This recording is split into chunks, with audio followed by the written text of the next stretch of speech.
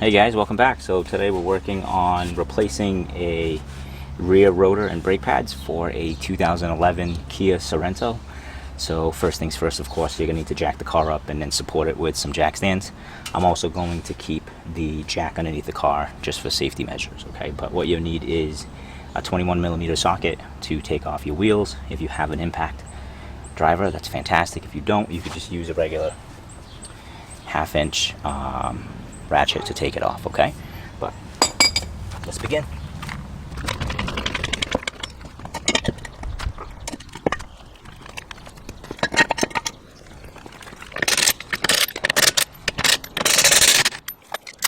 Now, next thing you need to do is to break off the rust that's between the hat of your rotors as well as the wheel, okay? So you're just gonna kind of exert force from the top to bottom, side to side, and then it should come off. That was a lot easier than what I thought, guys.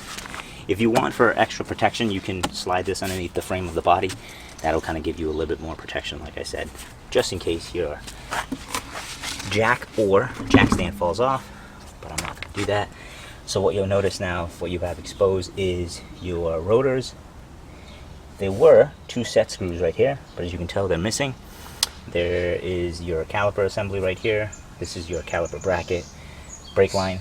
All right, so this is the perfect time to make sure that you inspect all of the components just to make sure that everything is in good working order. All right, so the next thing we're going to do is we're going to take off the caliper assembly, and what you'll need is a 14mm wrench, and there's two bolts on the back right here that hold the caliper onto the bracket in itself, okay?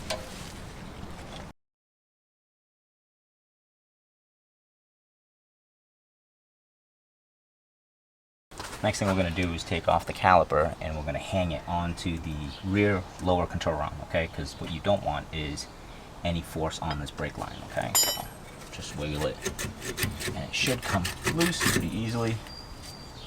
Shake off all the rust. So you can tell this piston has been pushed out quite a bit, so we're going to push this one back, okay?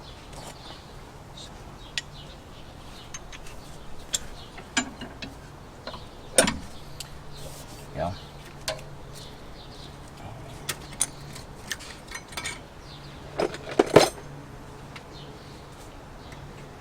Next, we're just going to remove the pads. You can use a flathead screwdriver or any kind of pry bar that you have. And the inside pads, let me just get you guys real close, is non-existent, so it's a good time that we're replacing these. Put that aside.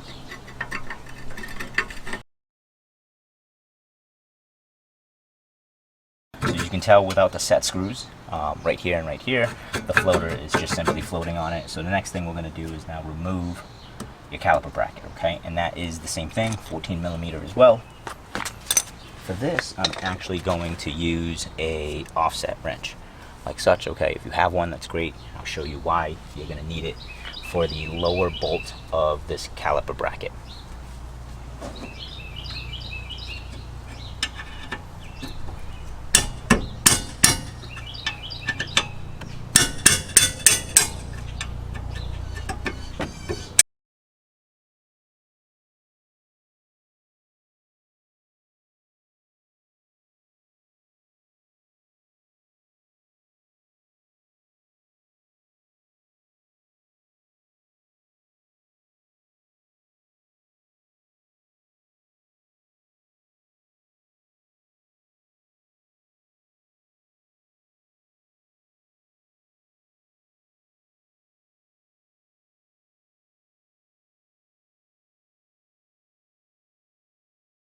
Alright guys, once you have these caliper bracket bolts removed, you will just want to inspect it.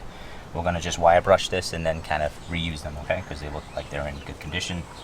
So I'm going to put this aside as well, and then your caliper bracket should just slide right off. And then from here, your rotor should just come off. If it doesn't, there's surface rust between the hat of the rotor in itself and the hub right here, okay? So you just have to kind of break it loose with a hammer, a mallet of some type.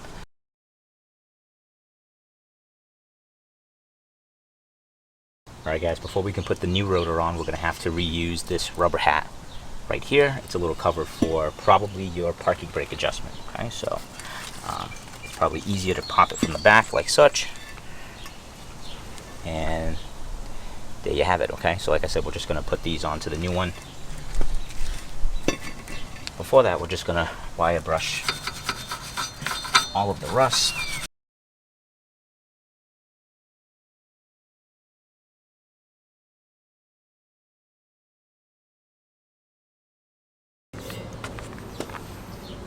Alright guys, before you put most new rotors onto the car, you want to spray it with some brake cleaner, because a lot of the manufacturers, they put oil onto the braking surface, so then that way it prohibits rust from forming when it's sitting on the shelf. Okay, so this is polymer coated, so there's no oils or anything like that. I can feel it on my hands, so I don't really have to do that step.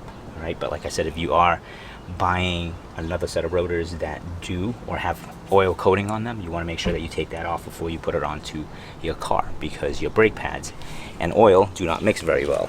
Next thing we're going to do, just to prevent a little bit of rust from forming in the future, is we're just going to do a little anti-seize right around the collar of your hub here, okay, because this is where the majority of the rust will form.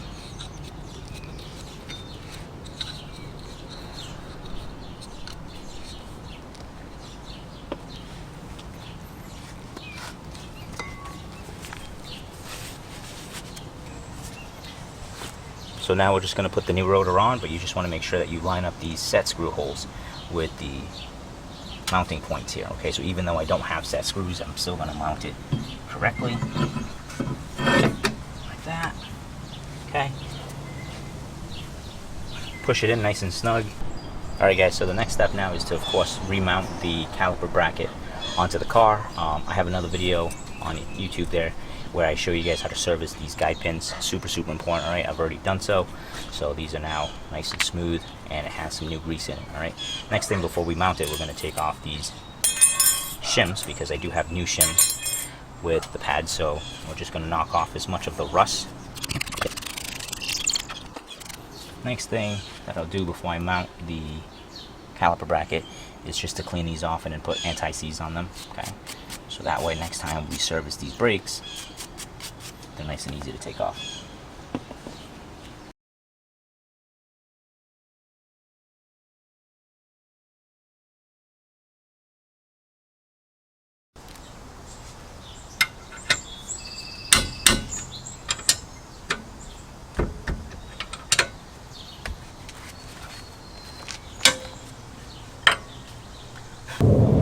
Alright guys, now that the plane is a little bit further away from us, the next thing that we're going to do after we mount the caliper bracket is, of course, remount the caliper assembly. And before you can do that, you have to push in the piston, or else it won't fit over the new pads. Okay, so what you see there is I've already broken the bleed valve open. Alright, and I have a little catch bottle behind it. You can use anything you want to push back the pistons.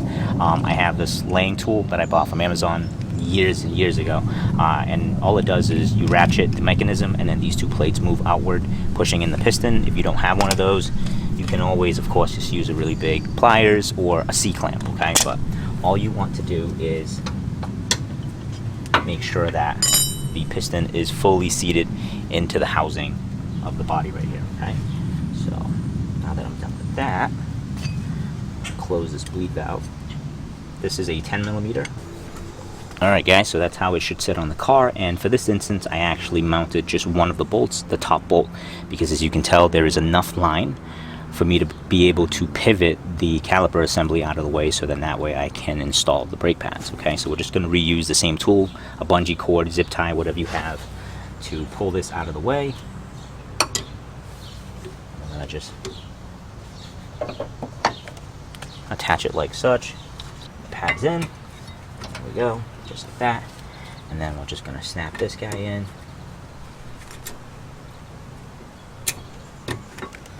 Okay, there you go.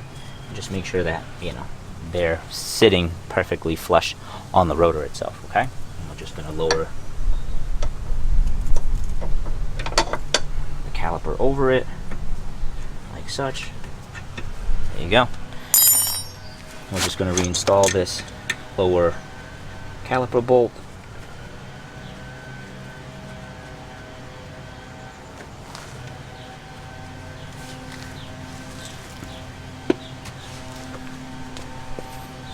And there you have it, guys. You've just replaced your brake pads and rotors on the back of your 2011 Kia Sorento, and this will apply to any car that has, you know, rear disc brakes. Okay, I hope you guys enjoyed it. Let me know if you have any questions or comments or concerns. I'm going to put a video together on how to properly bleed your brakes, but that involves a two-person job, you know, so I'll put that together and then post it on there. Okay.